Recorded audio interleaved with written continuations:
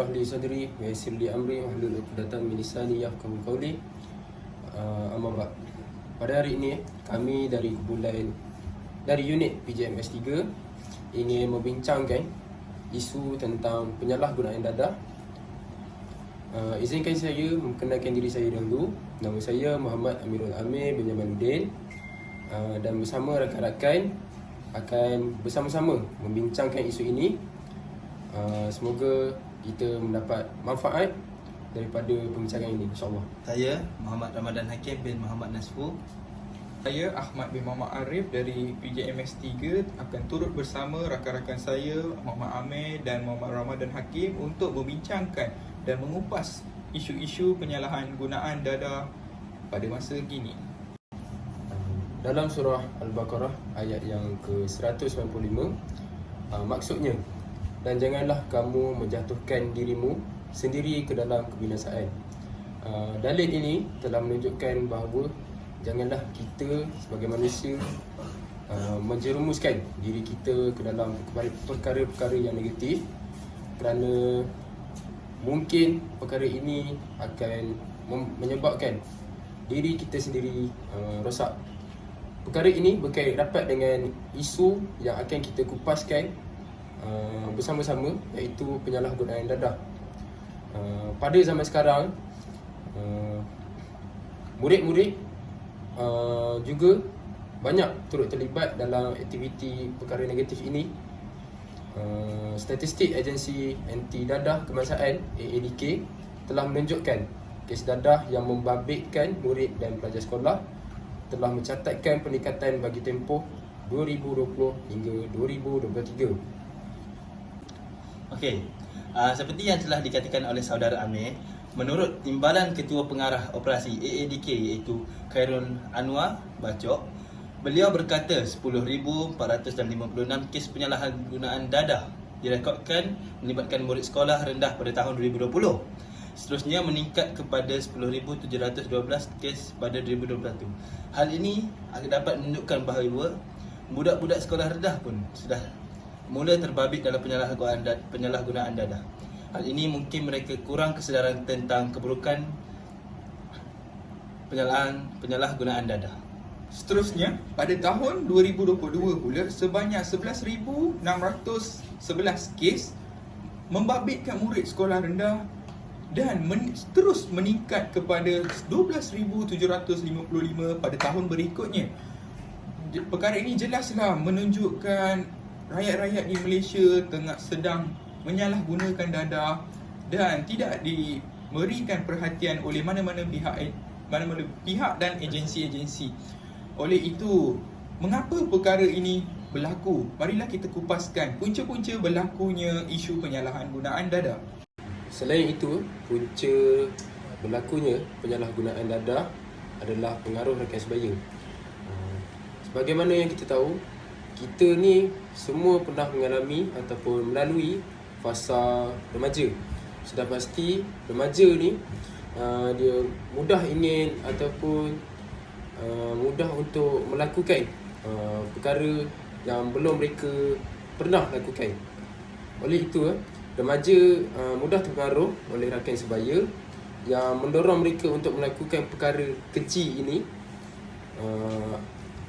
Rakan sebaya ni akan cuba untuk mempengaruhi mereka untuk melakukan perkara yang ekstrim agar mudah untuk diterima dalam kumpulan mereka.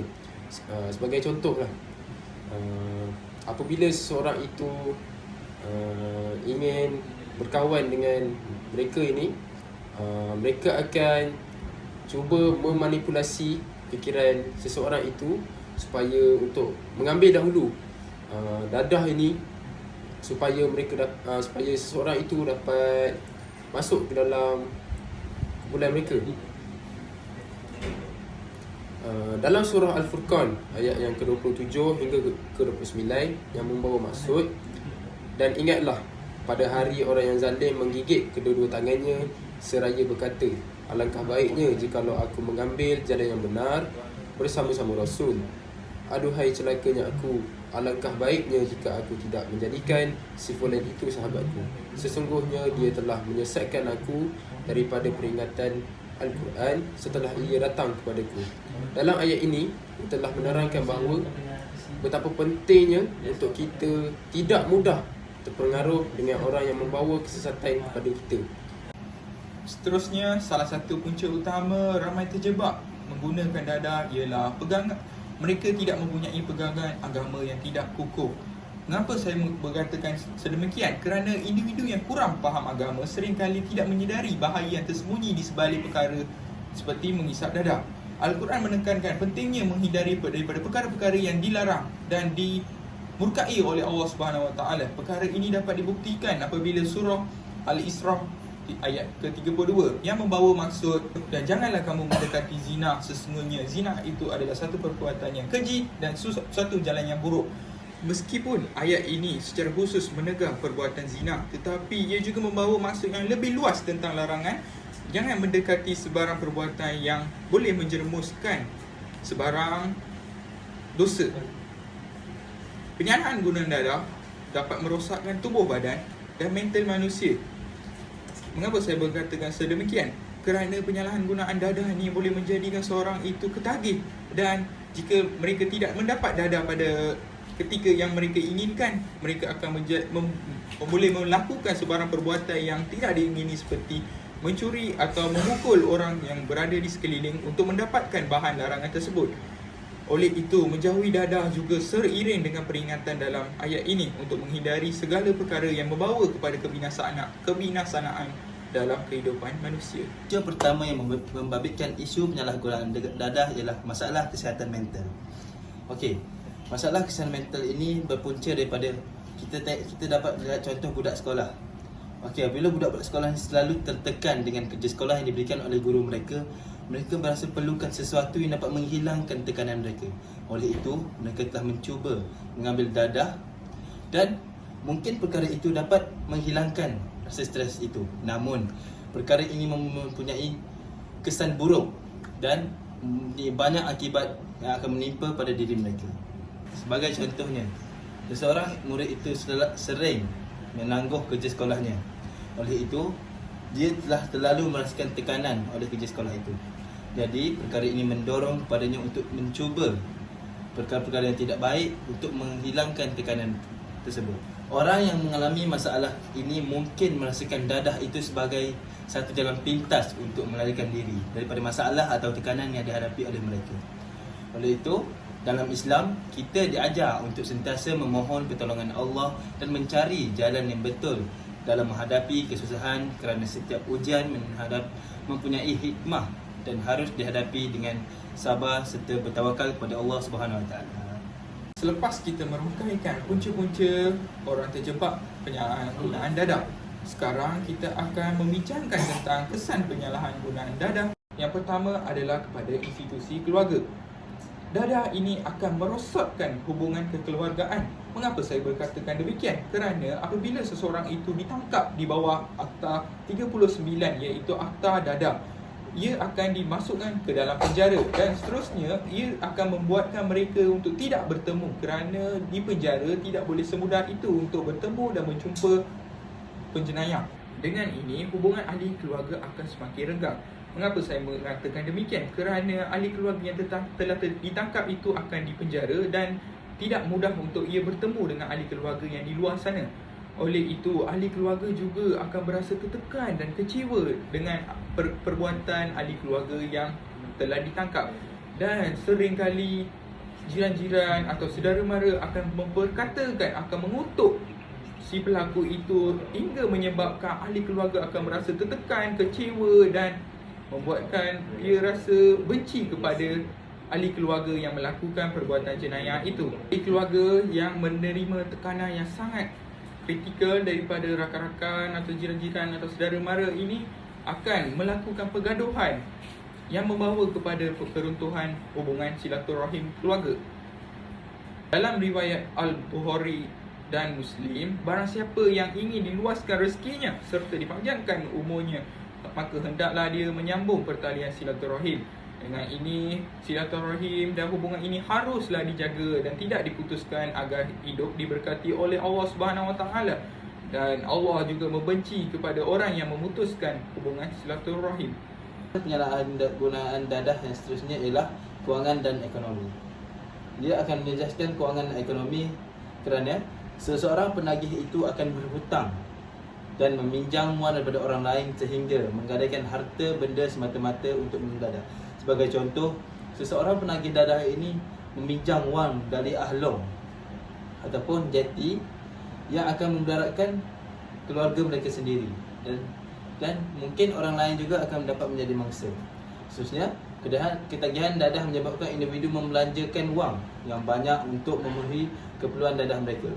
Kerana apabila mereka kehabisan dadah, mereka akan cuba untuk mencari wang dalam pelbagai inisiatif lain seperti mencuri, merompak dan seterusnya akan menyusahkan kehidupan orang lain.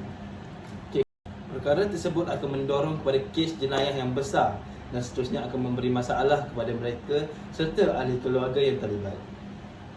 Dalam Allah berfirman dalam surah Al-Isra yang bermaksud, janganlah kamu membazir dengan pembaziran yang melampau. Sesungguhnya orang-orang yang membazir itu adalah saudara-saudara syaitan.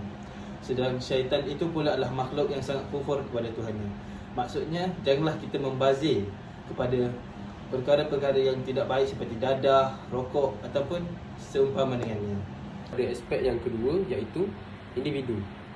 Antara kesan penyalahgunaan dadah kepada individu adalah akan menyebabkan kesihatan mental dan fizikal mereka terganggu.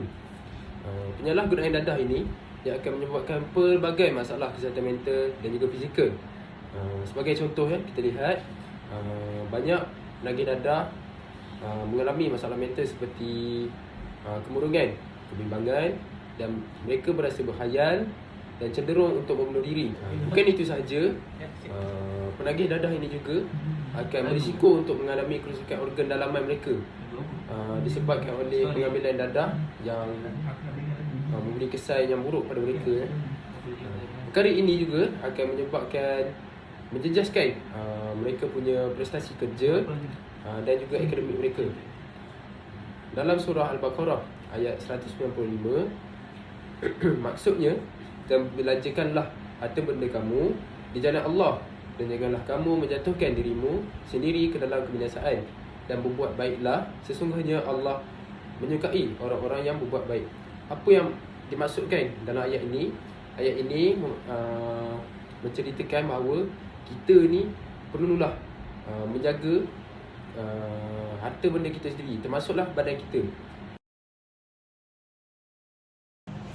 Setelah kita memperbincangkan tentang kesan penyalahgunaan dadah, marilah kita masuk kepada aspek yang paling penting, iaitu cara membina akhlak generasi Muslim melalui Al-Quran dan As-Sunnah bagi mengatasi isu penyalahgunaan dadah. Aspek yang pertama merupakan aspek mendidik tentang kesucian dan kepentingan menjaga kesihatan. Kesucian merujuk kepada menjaga kebersihan bukan sahaja fizikal tetapi juga mental dan rohani. Untuk membantu seseorang itu menjalani kehidupan harian. Menggunakan dadah sudah tentu akan merosakkan badan fizikal kita serta mental kita seperti mana kita telah membincangkan sebentar tadi. Allah berfirman, dan janganlah kamu membunuh diri kamu, sesungguhnya Allah Maha Penyayang kepada kamu. Jelaslah menunjukkan bahawa Allah sungguh menekankan tentang kebersihan diri kita dan untuk menjaga kesihatan diri kita daripada melakukan perkara-perkara yang mungkar yang dibenci oleh Allah seperti menghisap rokok, menggunakan dadah dan meminum arak. Perkara ini sudah tentu dibenci oleh Allah dan dilaknat oleh Allah. Pendidikan tentang kesucian dan kesihatan ini harus bermula daripada usia muda agar generasi muda dapat menjadikan amalan seumur hidup. Mendidik generasi muda tentang kesucian dan kepentingan menjaga kesihatan ini dapat menjadikan mereka seorang hamba Allah yang taat dan sentiasa beribadah kepada Allah kerana tidak mempunyai masalah kesihatan dan tidak akan memberikan sebarang alasan untuk tidak menunaikan perkara yang wajib kepada Allah Subhanahu Wa Taala.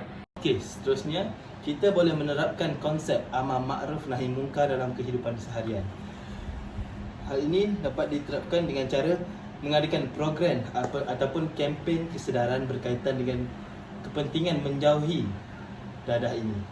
Hal ini secara tidak langsung dapat memberikan kesedaran kepada masyarakat tentang penyalahgunaan dadah dalam kalangan masyarakat. Oleh itu, Islam juga menuntut umatnya untuk saling menasihati dan mengingatkan dalam kebaikan serta mencegah kemunkaran. Konsep ini boleh diterapkan dalam mendidik generasi muda tentang bahayanya penyalahgunaan dadah. Dalam Al-Quran, Allah berfirman, dan hendaklah ada di antara kamu segolongan umat yang menyeru kepada kebajikan, menyuruh kepada makruf dan mencegah dari yang mungkar. Surah Al-Imran ayat 331-104.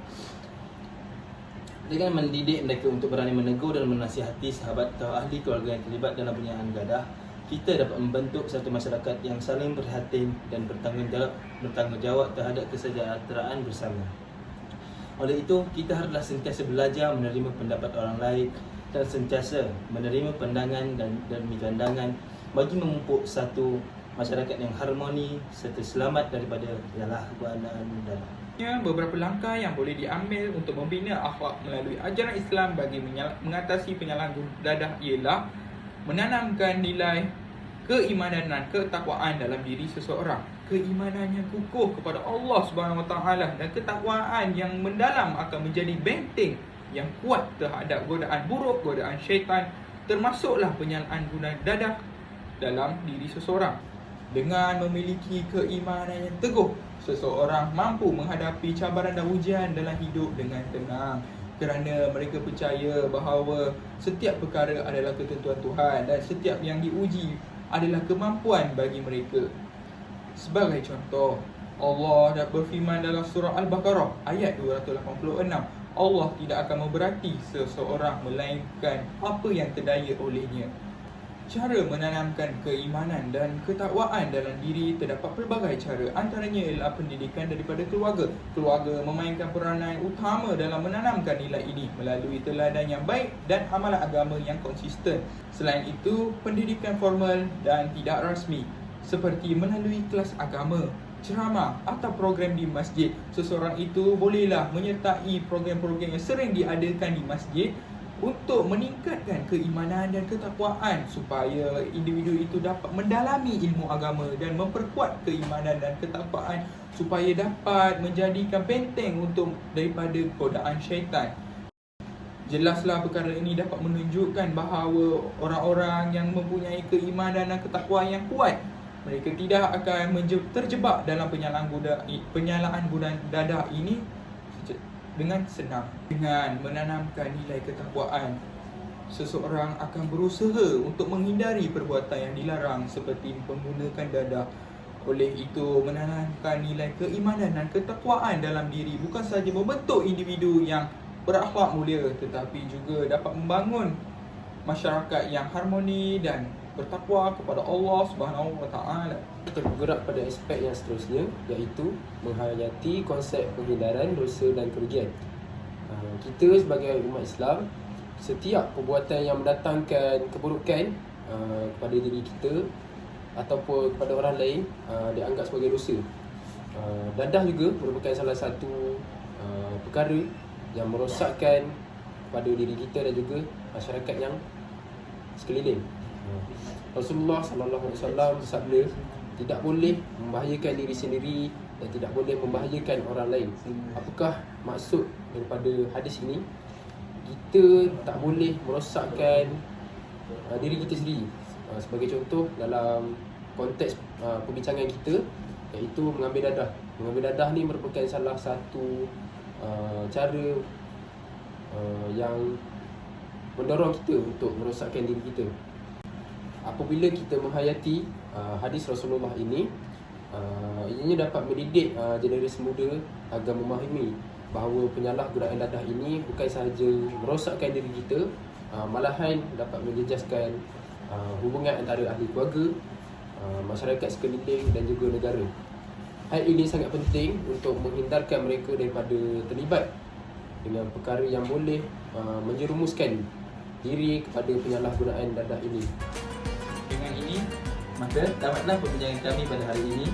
Jika ada kesilapan sepanjang perbincangan kita, kami kumpulan Malaysia 10 Jari mohon maaf dan kami akan memperbaiki. Kepada masyarakat datang. Wabillahi taufiq wa hidayah. Assalamualaikum warahmatullahi wabarakatuh.